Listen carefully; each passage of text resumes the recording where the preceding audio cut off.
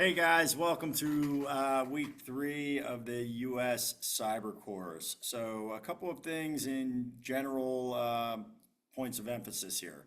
Number one, make sure you're able to access everything. If you are having trouble with the technology, things won't open, so on and so forth, you can't submit, whatever that may be, email me. You have to contact me. All right. Secondly, if you are not submitting assignments when they are due, they will remain a zero. This will become a harsh reality for a few of you who have not even opened anything so far.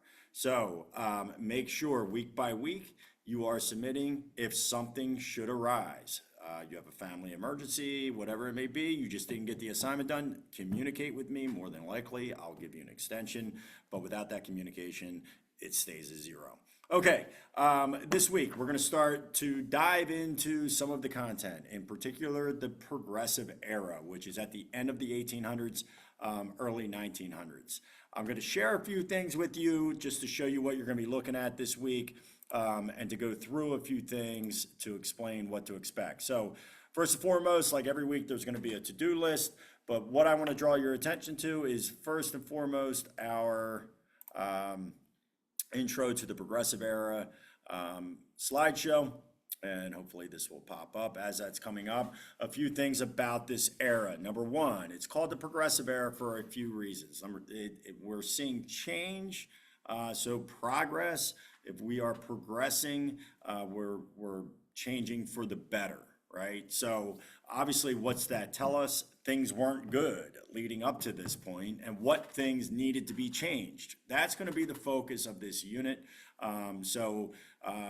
We need to kind of figure out why that all came about, right? So, all right, leading up into this era, the middle class mainly was pushing for reform. When we say pushing for reform, they're asking for the government to intervene. And really, this is a new idea. We're used to it in our world today, but back then, ultimately, the progressives were upset that there wasn't enough government oversight. So that's going to be the focus of this unit is what does the federal government do? What does the state government do to reform things? So again, who were the progressives? They were mainly the middle class. What were some of the problems? With immigration came a large amount of issues, if you want to call it that, because not from the immigrants themselves, but because everybody was packed tightly into cities, and we see the spread of disease. We see slums for the first time, things like that were called the tenement apartments. These large apartments that you see here in the bottom left-hand photo there of a tenement apartment. So they were like slum-like living conditions. You can see that in this photo here, large families packed into very tight quarters. And as we know, when that happens, disease spreads pretty rapidly. So mainly because of poor sanitation, backed up sewers, so on and so forth, right? So that overcrowding, that's just one small example. We also had child labor during this time period. Women didn't have rights during this time period. The list goes on and on and on. So we also saw quarantining for the first time. Things like tuberculosis broke out. So in certain cities, we had quarters where people with tuberculosis were forced to live in quarantine. But ultimately, how does this all get exposed and how does it come to light? It's through these people called the muckrakers. You're going to read about them this week. The muckrakers expose the ills of society through either their writings or their photographs, right? And they just brought to light to the general public some of the issues that were occurring. For example, this guy Upton Sinclair wrote a book called The Jungle. The Jungle focused on the meatpacking plants in Chicago. And in those plants, Upton Sinclair saw firsthand what was happening with the lack of sanitation. So we're going to do a reading on that probably next week. But you'll see these different muckrakers in this week's readings. Okay, so that's what they're referring to, the muckrakers themselves. And today we have modern day muckrakers all the way up through today. You can think of things like the 2020 investigative stories, those types of things. Any of those reporters that are, I guess, revealing some sort of issue, either with the government or a social issue, right, or an economic issue. So again, the term comes from Teddy Roosevelt, one of the first presidents that we'll be studying. Teddy Roosevelt is one of the most unique presidents that we've ever had. So we'll be studying him for at least a few weeks, if not more. But he's also kind of the start of the progressive era.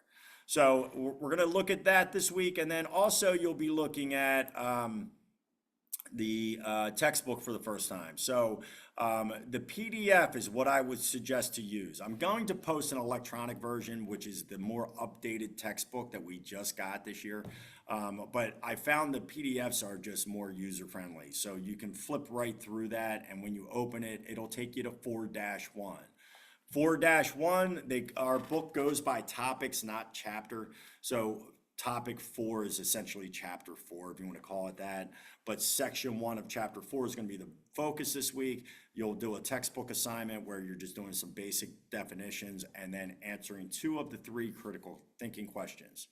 Finally, this week, the interactive illustration, The Goals of Social Progressivism. That is from the textbook itself, the publishing company, and it's an online interactive assignment. You'll be prompted to put some answers in there. I'm hoping that goes without any tech issues, but if you're having issues with that, please email me. Some of you have been good about that. I didn't make my weekly video public last week, so I got a couple emails right off the bat, and I quickly changed that. So if there's some sort of issue, don't hesitate to contact me.